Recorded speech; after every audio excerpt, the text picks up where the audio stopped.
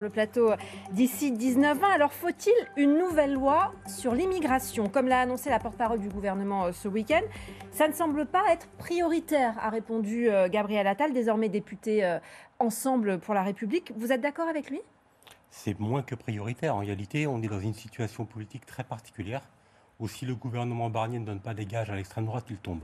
Donc on nomme Bruno Retailleau, qui est connu pour ses positions les plus dures, voire xénophobes contre les étrangers. On le met à l'intérieur et il nous promet une loi en début 2025 alors que la loi Darmanin n'a même pas encore été appliquée. Donc on a quasiment une loi tous les 2 à 3 ans. On n'a pas le temps de tirer les enseignements, de voir si ce qui a été voté par les législateurs fonctionne, qu'on remodifie déjà la législation. Et les services n'arrivent plus à suivre sur le terrain. Mais vous y voyez un totem d'immunité pour éviter la censure du Rassemblement national? Bien sûr, c'est clairement une loi d'opportunité politique pour éviter de tomber politiquement. En réalité, Bruno Retailleau a proposé, quand il était au Sénat, des amendements à la loi Darmanin qui ont été retoqués par le Conseil constitutionnel. Il veut les faire passer maintenant, avoir sa revanche politique et politicienne, et ce sont des points extrêmement graves. On parle de réduire l'aide médicale d'État, donc de refuser les personnes malades, de refuser de soigner des personnes malades uniquement parce qu'elles sont étrangères. On parle de rétablir un délit de séjour irrégulier, ça veut dire de traquer les migrants, de les empêcher de faire valoir leurs droits, alors que beaucoup, quand ils vont en justice, gagnent parce que leurs droits, justement, leur permettent de rester en France pour beaucoup. Et là, on parle d'atteinte à ce qu'il a directement ciblé, c'est-à-dire l'état de droit. Alors, puisque vous parliez de l'aide médicale d'État, je voudrais qu'on regarde 2 citations. En régie, vous allez sûrement pouvoir me suivre. 2 déclarations. Celle de Bruno Retailleau d'abord, le ministre de l'Intérieur. L'immigration n'est pas une chance, a-t-il dit.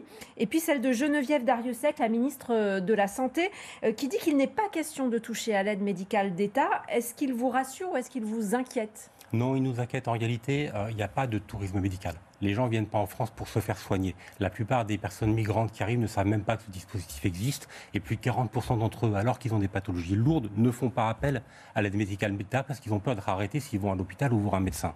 Donc il s'agit de santé publique. Si on ne les soigne pas maintenant, mais là, le ministre de la Santé dit on n'y touchera pas. C'est ce qu'elle déclare pour l'instant. En tout cas, on a Bruno Retailleau qui avait déposé des amendements contre l'aide médicale d'État, qui maintenant est ministre de l'Intérieur et nous annonce qu'il va reprendre les amendements passés. Donc on va voir l'arbitrage au sein du gouvernement, mais vu la posture actuelle de Michel Barnier, on peut craindre le pire. Ça avait été une promesse d'ailleurs d'Elisabeth Borne de revenir sur cette aide médicale d'État plus tard après le vote de la loi. Alors le 26 septembre dernier, Éric Ciotti a visité le centre de rétention administrative de Nice pour se plaindre notamment du manque de place. Je vous propose qu'on écoute son interview en septembre dernier, on en discute juste après. On voit les difficultés, peu de place en CRA, 40 pour Nice et le Var. On est un département frontalier, c'est naturellement trop peu. Sans changer la loi, il faut de nouveaux CRA et il faut plus de place dans les CRA et particulièrement à Nice. Voilà, plus de place dans les centres de rétention, vous auriez pu dire la même chose ? En réalité, on a des exactions qui sont commises dans les centres de rétention, des situations très graves. On y enferme des familles, des enfants pendant plusieurs mois, des enfants qui devraient être scolarisés dans une langue qu'ils connaissent. C'est actuellement pas le cas. La France a été condamnée à de multiples reprises par la Cour européenne de justice pour justement privation de liberté d'enfants. Et dans les grands centres de rétention qu'on a à Lyon ou à Paris, eh bien, les familles sont mélangées avec les hommes seuls. Ils restent là pendant des mois. On a des conditions qui sont déplorables. Donc si on augmente la capacité en créant un nouveau centre de rétention à Nice, il faudra tirer les leçons de ce qui ne fonctionne pas ailleurs et respecter les droits humains. Un mot sur les OQTF, ces fameuses obligations à quitter le territoire français. 7% de taux d'exécution seulement, on en a beaucoup parlé depuis le drame et la mort de la jeune Philippine. Vous aidez, vous, des migrants, à contester ces OQTF. Vous aimeriez qu'on en exécute moins ? Non, c'est pas ça. On est tombé dans une surenchère de production d'OQTF. C'est parce qu'il y a trop d'OQTF produites que les services n'arrivent pas à les appliquer. Et on produit des OQTF 3 fois plus que l'Allemagne, 2 fois plus que l'Angleterre, qui, on le sait, ne seront jamais applicables. Donc on est tombé dans une politique du chiffre.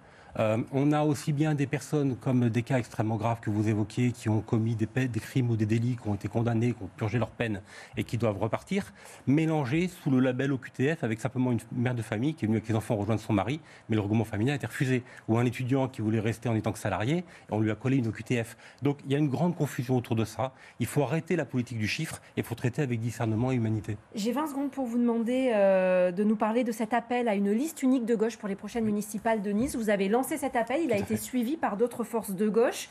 C'est pour vous une alternative possible à Nice en 2026 ? Bien sûr. possible et crédible. Il nous faut, une liste unique, ça veut dire éviter d'avoir une dispersion des voix de gauche par une seule liste, et deux, que ce ne soit pas qu'un accord de parti. Il faut qu'il y ait un vrai élan citoyen, que les associations, les syndicats, les personnes qui sont encartées nulle part puissent venir, et qu'il y ait une dynamique citoyenne dans la ville de Nice pour changer les choses. Allez, on va voir si cette question de l'Union a inspiré les téléspectateurs. Thibaut, quelles sont les questions ce soir? Bonsoir David Bonsoir. Nakache. Effectivement, puisque vous parliez de politique, question de Stéphane qui habite la Trinité. Tous citoyens, est-ce une branche du NFP? Nous vous ferons... Non, Tous Citoyens, c'est une association de la 1901. Donc nous, on aide des personnes migrantes, on fait des débats, on fait des actions de mobilisation citoyenne. Et à côté de ça, vous avez le nouveau Front populaire qui est constitué de plusieurs partis, soutenu par le monde associatif, mais Tous Citoyens est indépendant. Mais au sein du collectif Viva, vous vous retrouvez Oui, avec les Insoumis. Autre question un peu plus cash de Philippe d'Antibes. Est-ce que vous avez hébergé déjà chez vous des migrants? Oui, bien sûr.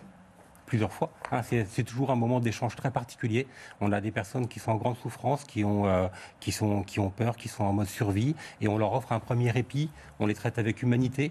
C'est des moments très particuliers qui vous marquent toujours. Moussa, qui habite Nice, vous demande est-ce que tous citoyens, jusqu'à quel niveau est-on tous citoyens? En fait, l'idée, c'est qu'on soit le plus nombreux possible à nous impliquer le plus possible et à ne pas être indifférent à ce qui se passe en bas de chez nous, ce qui se passe dans notre ville, dans notre pays, dans l'Union européenne ou dans le monde. Et donc, on veut que tous les citoyens et citoyennes exercent pleinement leur citoyenneté et deviennent actifs. David Nakache, merci d'être venu sur le plateau d'ici 19h20. Demain, Thibaut, on reçoit 2 héros anonymes qui ont sauvé une dame d'une agression.